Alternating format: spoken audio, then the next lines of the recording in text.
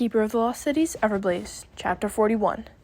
Something bad happened again, didn't it? Vertina asked, as Sophie squinted at her reflection, trying to make sure she didn't miss any of the tiny silver hooks that fastened the bodice of her shimmering green gown. She still felt strange wearing something so bright and cheerful at a funeral, but the elves' tradition was to wear green, to symbolize life. Not that it made the funerals any less depressing. Sophie sighed and pinned back part of her hair with an emerald comb. Yes, one of the counselors died.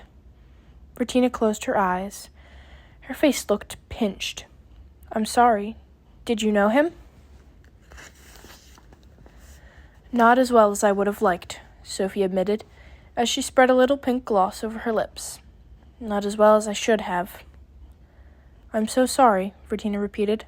What happened? He was killed in the fire by a group called the Neverseen. Sophie had told Grady and Adeline the name that she'd discovered, and hailed Alden and done the same. None of them had heard of any trace of it ever mentioned, so Sophie's heart picked up speed when Vertina shook her head and whispered, Not them again. What do you mean? Do you know who they are?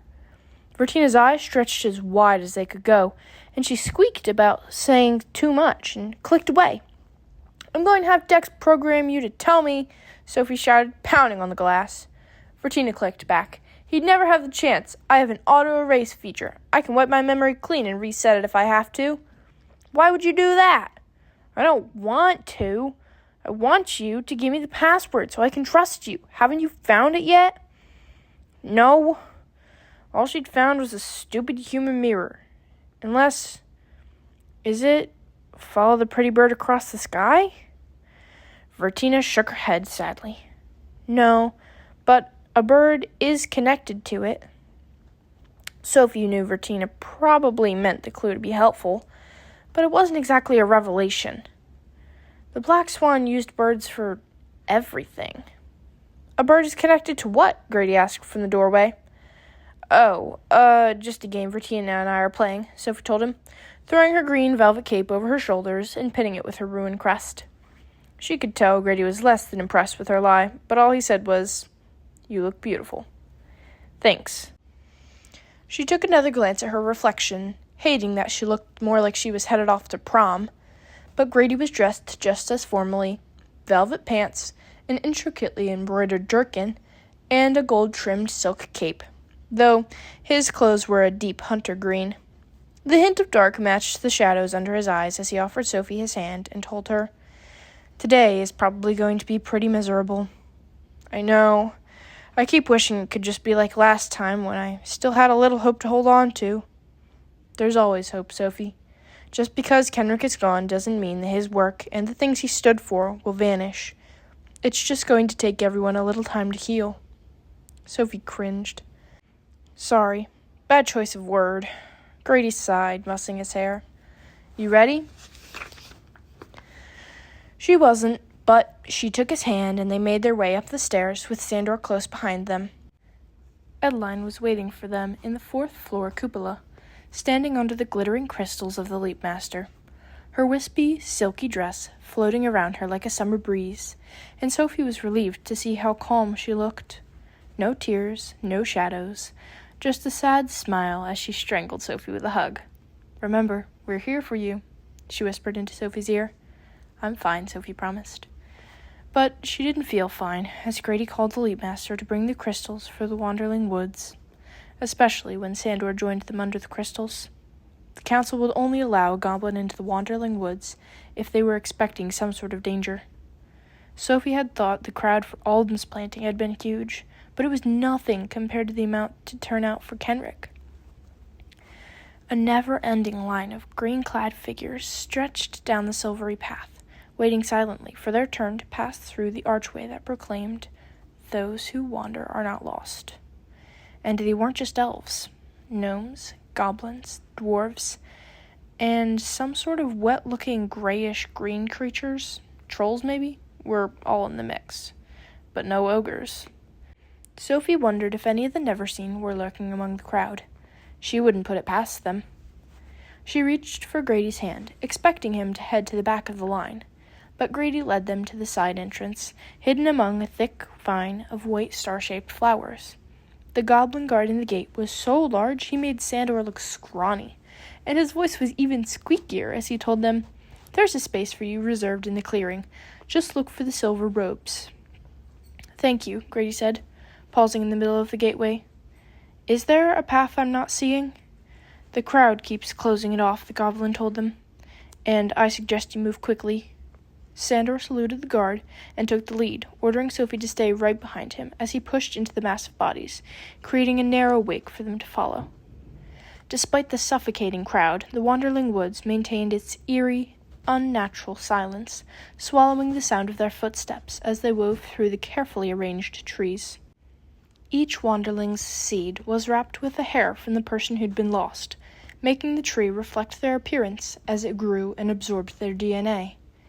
There were tall trees, thin trees, leaves in every color of the rainbow, trees with dark bark, or light bark, or flowers, or berries, plus 3 small saplings that shouldn't have been planted. They passed Alden's Wanderling first, and Sophie was stunned at how tall the dark-leafed tree had grown in such a short time. If it weren't for the vivid teal flowers peppered among the branches, she never would have guessed it was his. Her and Dex's trees looked taller too, though it was hard to tell from a distance. Their wanderlings had been planted side by side, high on a hill, and Sophie was tempted to climb up and check on them, but Sandor moved like a bull who'd seen red, rushing past tree after tree after tree, each more ancient-looking than the last, until they reached the clearing for the ceremony. A silver stage had been set up in the center for the counselors, and the crowd around it was packed so tightly Sophie could barely breathe. "That must be the area the guard meant," Grady said, pointing to a pale yellow tree where a small spot of shade had been blocked off with thick silver ropes. 3 goblins were guarding the area, and once they'd let Sandor pass, they positioned themselves to the left, right, and front of Sophie. Sandor stood behind, and his grip stayed locked around his sword, ready to unsheath it at any second. Sophie was tempted to tell him he was being overly paranoid, but then she noticed the crowd's faces. They weren't staring at her, they were glaring. Whispers followed, and this time they weren't calling her the girl who was taken. They used the same 2 words over and over, same words Sophie was fighting so hard not to think. Her fault. Sophie searched the faces, desperate to find a friend, but the closest she came was Morella, and when their eyes met, Morella looked away. A muffled gasp finally silenced the crowd, and Sophie craned her neck to see that the remaining 11 members of the council had arrived in the clearing. 4 goblins guarded each counselor, cramming the small silver stage with their muscular bodies, but it still looked empty without Kenric's bright, smiling face. The counselors all wore the same pale shade of green, but instead of the simple gowns and tunics they'd worn for Alden's planting, their clothes were covered in emeralds and peridots, their circlets were crusted with diamonds, their hair was perfectly styled, and their clothes were perfectly pressed. But the finery didn't make them look any less weary and miserable, especially Orly. Her eyes were nothing more than puffy red slits, and she leaned on her goblin bodyguards like they were the only thing keeping her standing. "We appreciate your support on this challenging day," Counselor Emery said, his voice hoarse as he stepped forward to address the crowd. "And I know many of you have questions about what will happen next, but now is not the time to focus on such matters. We have a brief announcement after these proceedings. Before that, we must celebrate the life and loss of our dear friend and inspiring counselor, Kenric Fathdon." Soft sniffles hissed through the air as Counselor Tarek stepped off the stage and dug a small hole in the ground with a silver shovel. When the seed was completely buried, Counselor Leora poured a shimmering syrup from a green bottle on top, then cracked the glass against her palm, letting it shatter into a million shimmering specks that blanketed the freshly turned ground. The sniffles turned to quiet sobs as a tiny sapling sprang from the earth and sprouted vivid red leaves. But Sophie battled back her tears, knowing if she let herself fall down the rabbit hole of grief, she might never find her way back. "She doesn't even look sorry," someone near Sophie whispered. "Of course she isn't. This was probably what she was created for all along. She should be exiled, or banished to the goblins or the ogres. The crowd pressed closer and closer until Sandor ordered the other goblins to evacuate. Before Sophie knew what was happening, the bodyguards lifted her over their heads and rushed her outside the woods to a normal forest that surrounded the wanderlings. "We should be safer here," Sandor told her, setting Sophie down in the shade of a tall pine tree. "I'll bring you back in after the receiving line has finished, so you can hear the council's announcement." "Can't I go through the line?" Sophie asked. "The counselors asked that you don't," Grady said quietly, as he and Edeline caught up with them. "The less interaction you have with the crowd, the better." "Great. Maybe they should just lock me away in exile." Edeline hugged her. "It's going to be okay. We just need to give the public some time to reset." "Or to gather the torches and pitchforks and come after me," Sophie mumbled. "They'd come after me, too, if it makes you feel any better," Fitz said behind her. Sophie turned to find him leaning against a nearby tree. His smile was too sad to make her heart do anything except break. "We'll let you two talk," Edeline said, taking Grady's hand and leading him back toward the woods. "Sandor will keep an eye on things while we pay our respects." "Tell them I'm sorry," Sophie called after them. Edeline turned back. "You have nothing to be sorry for, Sophie, but we will give them your condolences." Sophie watched them go, not sure if she should be grateful for not having to face the heartbreaking scene, or mad that the angry crowds were keeping her away. "My parents are in there too," Fitz said after a second, waving her over to join him in the shade. "I stayed with them as long as I could, but we were standing near the hexes, and everyone got all riled up pretty quickly." "What were they saying?" "The usual, that my family needs to get away from you to save our reputation, that we're ruining the world, blah, blah." He tore a piece of dead bark from the tree and flung it away. Sophie's stomach wrenched as she sat beside him. "If you want to stop hanging out with me, I told you, I'm in. In fact, there's something I have to tell you." "There you are," Keith interrupted, stomping over from the exit of the Wanderling Woods. "You could have told me about your little private party over here. I've been stuck watching my parents play Who Can Pretend to Be the Saddest in the middle of a mob that smelled like a goblin's armpit." "I'd be careful what you say," Sandor warned, pointing to the 3 scowling goblins behind him. Keith shrugged, unfazed. "So," he said, his smile fading as he turned to Fitz and Sophie. "Rough weekend?" "You could say that," Fitz mumbled, tearing off another piece of dead bark. "And you?" Keith turned to Sophie. "Didn't I tell you I wanted to be there for the next time you—" "Nope, actually, I can't joke about this." He shook his head, hard, and sat down facing them. "Are you guys okay?" "Yeah, I guess," Fitz answered, when Sophie didn't say anything. "I think I'm still processing it." "I think we all are." Keith turned to stare at the wanderlings. "And I'm guessing there's no chance this could all be a mistake again?" Fitz shook his head, twisting the piece of bark in his hands until it crumbled. "My dad saw it happen." Sophie shuddered, trying not to imagine it. "So what's the plan now?" Keith asked, after a painful silence. "And don't pretend you don't have one, Foster." "But I don't have one. That's the problem." She'd found no other record of the Neverseen. Jolie's mirrored compact had been a bust. Vertina wasn't cooperating. The Black Swan was compromised, and everyone was so distracted by the fire that there was no news about the missing dwarves or the ogre footprints. All she had were questions and problems. Fitz glanced over his shoulder and leaned closer.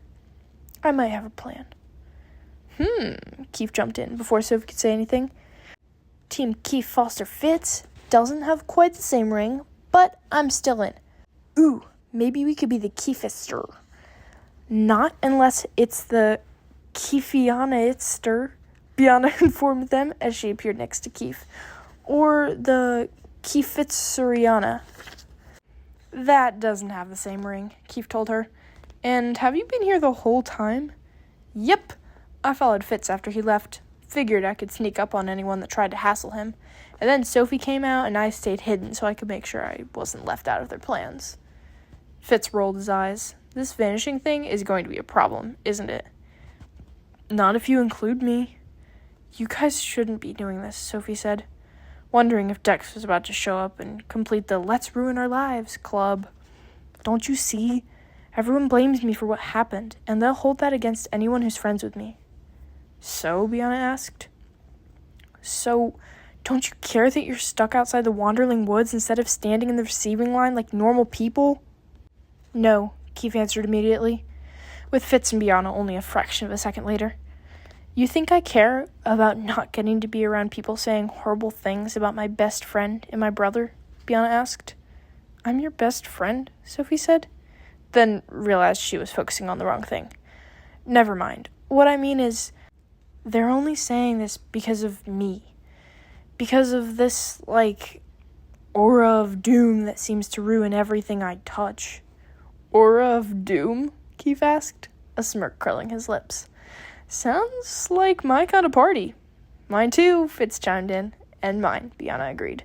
"Besides, you already agreed to this, remember?" "And I'm the only one with a plan," Fitz reminded them. "Hey, I've got plans," Keith argued. "Plans that don't involve tormenting Dame Elena," Fitz clarified. "But those are the best plans." Fitz and Bianna laughed, and Sophie couldn't decide if she wanted to join them or scold them. Kenrick was dead, and they were sitting outside his funeral, making jokes, and actually, that was probably exactly what Kenrick would have wanted. If he were here, he would have laughed right along with them. "Fine," she told them, wondering what she was getting herself into. "So what's the plan?" "Wait," Sandor shouted before Fitz could say anything. "Oh, don't do me like that, Gigantor. We'll play by your rules, mostly." "No," Sandor insisted, waving Keith silent and sniffing the air. "Do you smell that?" He turned to the other goblins, who were unsheathing their swords. "What is it?" Sophie whispered. Sandor tightened his grip on his weapon. "Something unpleasant is coming." Before he could say anything else, the ground rumbled, creating a wide sinkhole. Sophie and her friends scrambled back as the goblins shouted orders at each other and surrounded the opening, holding their swords at the ready. 1, 2, 3 seconds passed. Then a stocky brown beast leaped from the fissure, scattering rocks and dirt and grass as it landed with a heavy thud. "Is that an ogre?" Sophie whispered, staring at the creature's lumpy face, trying to understand why none of the goblins were attacking. "Yes," Sandor said, a snarl in his voice as he lowered his head with a reluctant bow. "This is their king."